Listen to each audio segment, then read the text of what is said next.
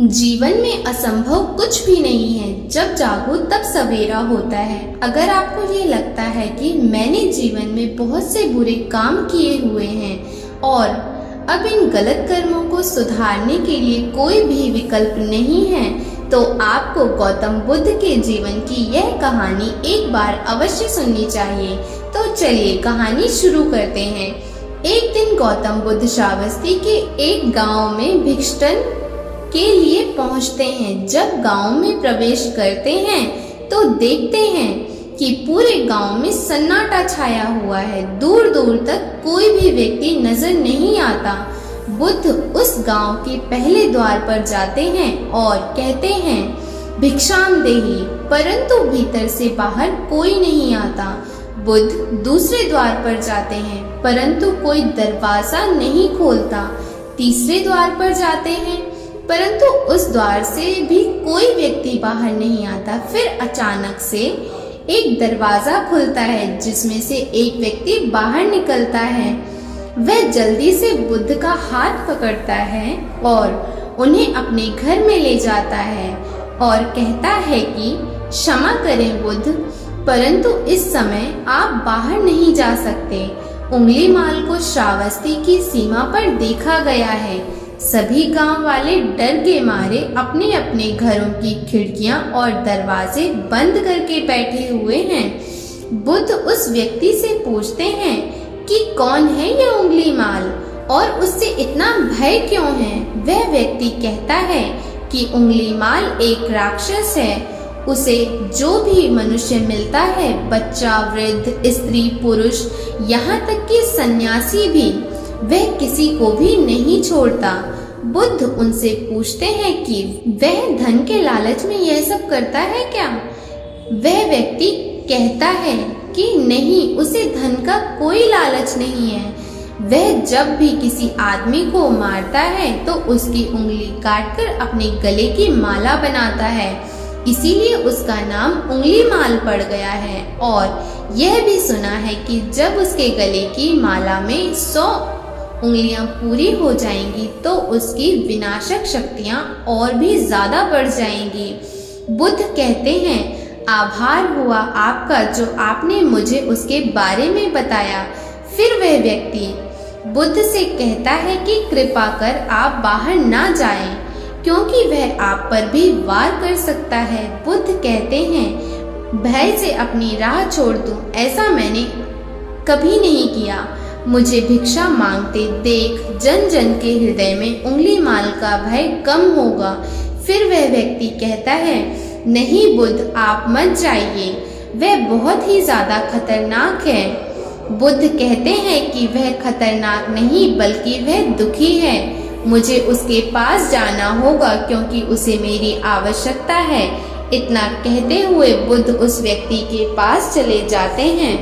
कुछ दूर चलने के बाद बुद्ध वन में प्रवेश करते हैं। वन में चारों ओर एक सन्नाटा छाया होता है।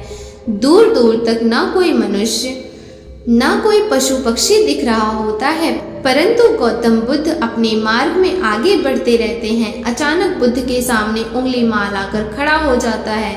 उसका रूप इतना डरावना है कि कोई भी व्यक्ति उसे देखकर ही भयभीत हो जाता है।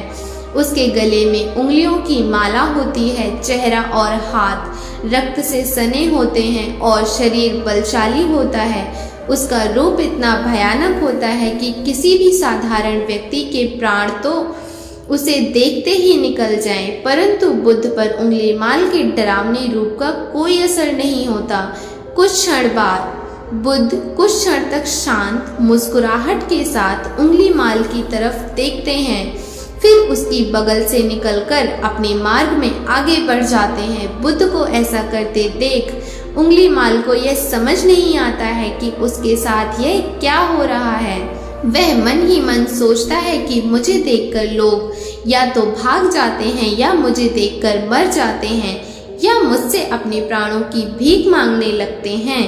मैंने कई सन्यासियों को भी मारा है, परंतु मैंने आज तक कोई ऐसा व्यक्ति नहीं देखा जो मुझे नजरअंदाज करके अपने मार्ग में आगे बढ़ जाए।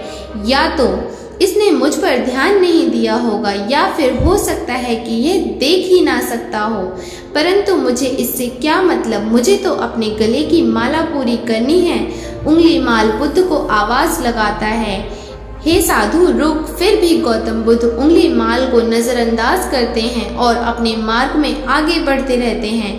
उंगली माल बहुत ज्यादा क्रोध में बुद्ध को आवाज लगाता है, हे साधु रुक। फिर भी गौतम बुद्ध उंगली माल को नजरअंदाज करते हैं, अपने मार्ग में आगे बढ़ते हैं। उंगली माल तीसरी बार ज्यादा क्रोध में होकर आवाज लगाता है, हे साधु रुक। बुद्ध रुकते हैं। उंगली माल बुद्ध के पास जाता है और कहता है कि मेरे आदेश देने के बाद भी तो रुका क्यों नहीं। फिर बुद्ध कहते हैं, मैं तो बहुत पहले ही रुक चुका हूँ, तुम ही चलते जा रहे हो। उंगली माल ये समझ ही नहीं पाता कि बुद्ध क्या कह रहे हैं, परंतु वह इतना जरूर समझ जाता है कि सामने खड़ा व्यक्ति उससे थोड़ा भी नहीं डर रहा है। उंगली माल बुद्ध को डराने के लिए चिल्लाकर पूछता है, हे साधु तुझे मुझसे भी डर नहीं लग रहा है क्या? मैं आदि मानव हूँ। बुद्ध कहते हैं कि नहीं, तुम मानव हो। बुद्ध की यह बात उंगली माल के हृदय पर लगती है। पहली बार उसे किसी ने मानव कहा था, परंतु इस बात को नजरअंदाज करने का प्रयास करता है और बुद्ध से पूछता है कि ये साधु तूने यह क्यों कहा कि तू कब का रुक चुका है, जबकि तू तो चल रहा था, और तूने यह क्यों कहा कि मैं नहीं रुका। बुद्ध कहते हैं, मैं बहुत पहले ही रुक चुका हूँ, यानी मैंने ऐसे सारे बुरे कृत्य करना पहले ही छोड़ दिया है जिससे कि व्यक्ति को कष्ट पहुँचा सकते हैं। सब जीना चाहते हैं, बस तुम उन्हें करुणा से देखने का प्रयास करो। गौतम बुद्ध के यह शब्द दोबारा से उंगली माल के हृदय पर चोट करते हैं, परंतु वह दोबारा से बुद्ध की बातों को नजरअंदाज करने का प्रयास करता है। इस बार और क्रोध में भरकर बुद्ध की गर्दन पर अपनी तलवार रख देता है, जिससे वह लोगों की हत्या किया करता था, और बुद्ध से चिल्ला चिल्ला कर कहता है, नहीं मानव, मुझे ना तो प्रेम है ना ही करुणा है, सिर्फ छल कपट, और इसीलिए मैं सबकी हत्या करूंगा और किसी को जीवित नहीं छोड़ूंगा। बुद्ध कहते हैं, तुम्हें लोगों ने बहुत दुख दिया है। उंगली माल क्रूरता मनुष्य अज्ञान के कारण ही करता है। ईश्वर या द्वेष मोह माया ये सभी अज्ञान की संतानें हैं, परंतु वह व्यक्ति ही है जिसमें दया करुणा और समझ का उदय भी होता है। उंगली माल, यदि इस जीवन में क्रूर और निष्ठुर लोग हैं तो दयावान भी हैं। बस तुम्हें अपनी आंखों से इस अंधेपन की इस पट्टी को हटाना होगा जो तुम्हें केवल बुराई को दिखा रही है। तीसरी बार बुद्ध शब्दों को सुनकर उंगली माल का खुद पर संयम हट जाता है। उसे समझ नहीं आता कि पहली बार उसे अपने आप इतना कमजोर क्यों महसूस हो रहा है। वह कोशिश करता है क्रोध करने का, परंतु कर नहीं पाता है। वह बड़ी हिम्मत जुटाकर क्रोधित होने का नाटक करके बुद्ध से कहता है, तुम और व्यक्तियों जैसे नहीं हो। बुद्ध कहते हैं कि मैं हर व्यक्ति जैसा ही हूँ, बस जागृत हूँ और यह सिद्ध कर रहा हूँ कि हर व्यक्ति में जागने की क्षमता है। मेरा मार्ग क्रूरता को दया में परिवर्तित करता है। उंगली माल, तुम अनजाने में घृणा के पथ पर हो, बस इस क्षण रुक जाओ। तुम्हारे भीतर भी यह क्षमता है कि तुम दया और करुणा के पथ पर भी चल सको। इतना सुनते ही उंगली माल के हाथ से तलवार जमीन पर गिर जाती है।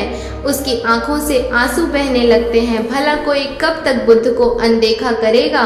उंगली माल रोते हुए बुद्ध से पूछता है कि क्या आप वही हैं जिन्हें लोग बुद्ध कहते हैं, जो लोगों को मुक्ति के मार्ग पर चलना सिखाते हैं? हाँ, मैं वही हूँ। मैं तुम्हें मुक्ति के मार्ग पर ले जाना चाहता हूँ। फिर उंगली माल कहता है, परंतु मैं अब बहुत दूर निकल गया। मैंने बहुत हत्या करी है, बहुत पाप करे हैं। अब चाह कर भी वापस नहीं लौट सकता और मेरा वापस लौटना अब असंभव है। बुद्ध कहते हैं कि असंभव कुछ भी नहीं है, जब जागो तब सवेरा होता है। उंगली माल कहता है, अब पुनः जीवन की ओर नहीं मुड़ सकता, बहुत देर हो चुकी है। बुद्ध कहते हैं, तुम में इतनी चेतना है कि तुम जानते हो कि जो तुमने अब तक किया है वह बुरा था। इसका अर्थ यह है कि तुम जानते हो कि क्या अच्छा है और क्या बुरा है। उंगली माल, जिस दिन से तुमने अच्छा कार्य करना शुरू कर दिया उस दिन से तुम्हारा एक नया जीवन शुरू हो जाएगा। फिर उंगलीमाल कहता है कि मैं कितने भी अच्छे काम कर लूं परंतु लोग मुझे उसी दृष्टि से देखेंगे और मुझे चैन से जीने नहीं देंगे। बुद्ध कहते हैं कि उंगलीमाल, यदि तुमने हिंसा का मार्ग छोड़ा तो मैं तुम्हें मार्ग दिखाऊंगा और तुम्हारा संरक्षण करूंगा और तुम्हें लोगों की घृणा से बचाऊंगा। बस पहला कदम तुम्हें ही उठाना होगा। उंगलीमाल पूछता है, क्या यह हो सकता है? बुद्ध कहते हैं, अवश्य हो सकता है। उंगलीमाल रोते हुए बुद्ध के चरणों में गिर पड़ता है और कहता है कि मैं आपको वचन देता हूँ कि मैं सारे बुरे कृत्य करना छोड़कर और आपके पीछे करुणा के पथ पर चलना सीखूंगा। कृपा कर आप मुझे अपना शिष्य बना लीजिए। बुद्ध कहते हैं कि मैं किसी को अपना शिष्य नहीं बनाता बल्कि व्यक्ति स्वयं मेरे संग से जुड़ जाता है। उंगलीमाल उसी समय बुद्ध का भिक्षु बन जाता है। इस कहानी से हमें यह सीखने को मिलता है कि लोग सोचते हैं कि उन्होंने बहुत सारे गलत काम किए हुए हैं, अब इन गलत कामों को सुधारने के लिए और कोई भी विकल्प नहीं है। इस पर गौतम बुद्ध कहते हैं कि चाहे आपने अब तक कितने भी बुरे काम क्यों ना किए हुए हों, लेकिन अगर आप एक विचार को अपने मन में लाते हैं कि अब मुझे कुछ सही करना है तो वही विचार आपके रूपांतरण का कारण बन सकता है। पर सबसे जरूरी बात यह है कि आप पहला कदम उठाने के लिए तैयार हैं या नहीं। दोस्तों, यह कहानी आपको कैसी लगी हमें नीचे कमेंट बॉक्स में कमेंट करके जरूर बताएं। धन्यवाद।